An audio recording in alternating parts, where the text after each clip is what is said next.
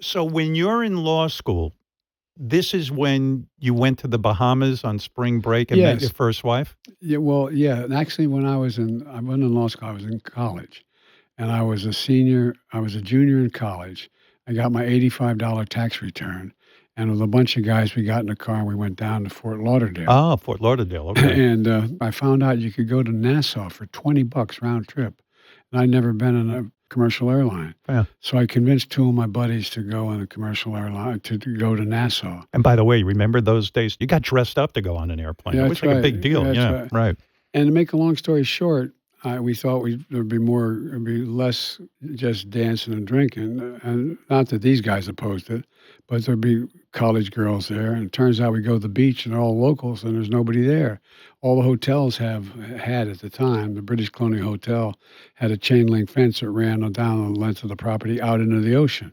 Huh. And so what we did, there was nobody there, so we grabbed towels off the chain link fence that had British Colonial on it, and we just walked right out to the pool like we were there. Yeah. And there was this young woman who was particularly attractive, I thought.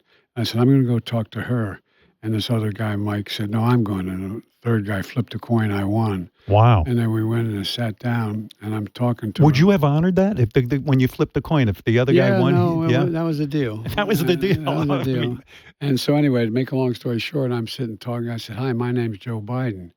I'm from Delaware." She said, My name's Neilia Hunter. I'm from Syracuse." And I started talking to her, and she's lying on the chaise lounge. I'm at the foot, and I'm looking out at the ocean because the sun was coming toward the shore, toward the ocean. And I see this guy. I'm watching, talking to her, and I'm watching this yacht pull up.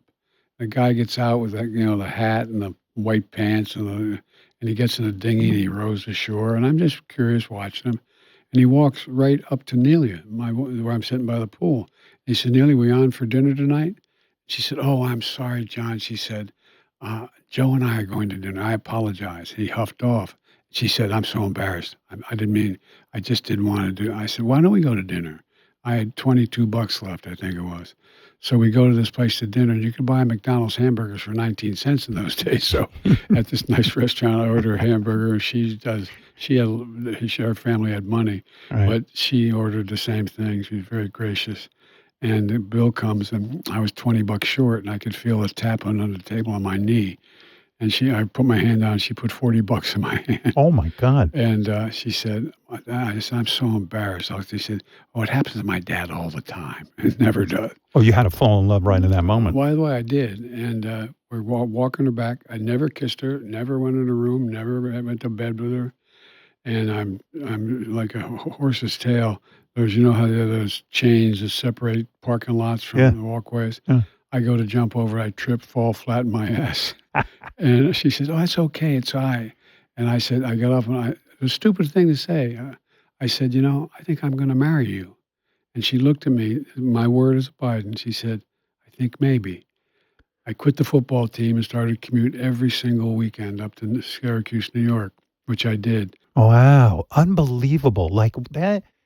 That's a true story. It's a crazy story, No man deserves one great love, let alone two. I mean, I really did. I mean, it was true. It's like when I met Jill. When I lost my family. I got put in that 10 most eligible bachelors list. Because you were a United States Senator, you were a catch. Yeah. And so I got a call from my brother. He said, "I know a girl here at Delaware. Jill's 9 years younger than I am."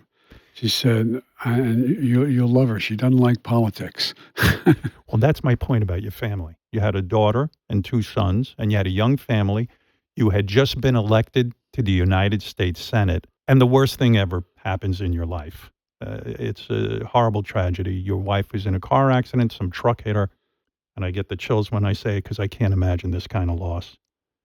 You lose your 13-month-old daughter, you lose your wife, and your 2 boys end up in the hospital. Yes. I can't even imagine that kind of loss. Here's the love of your life. You have this beautiful romance, love at first sight, I would say. I don't know how you recover from something like that.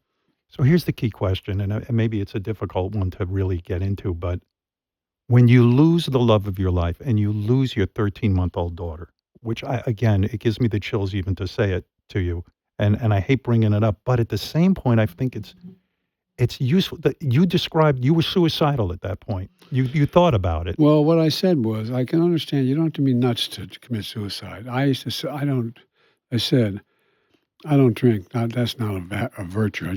Never drank? I never drank. And I used to sit there and think to myself, I take out a bottle of scotch that was, we always had liquor in the house, in my house as well. And I was going to just drink it and get drunk. And I can never bring myself to do it. And I actually thought about, you, you don't have to be crazy to commit suicide. If you've been to the top of the mountain, you think it's never going to be there again. Just a brief moment, I thought maybe I just go to the Delaware Memorial Bridge and jump.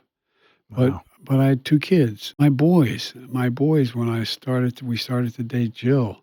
We started to date Jill. Well, you did. Didn't the boys give you permission to date Jill? More than that. Yeah. They came in one morning, I'm brushing my teeth, and Bo looked at Hunter and said, and they're second or third grade, I guess, maybe a little older, fourth, anyway, in the early grades. And Bo looked at Hunter and said, "You tell him." I said, "You tell him." Finally said, "Well, guys, what are you going to tell me?" And Bo said, "Dad, Hunt and I think we should marry Jill." They liked it. And they liked it.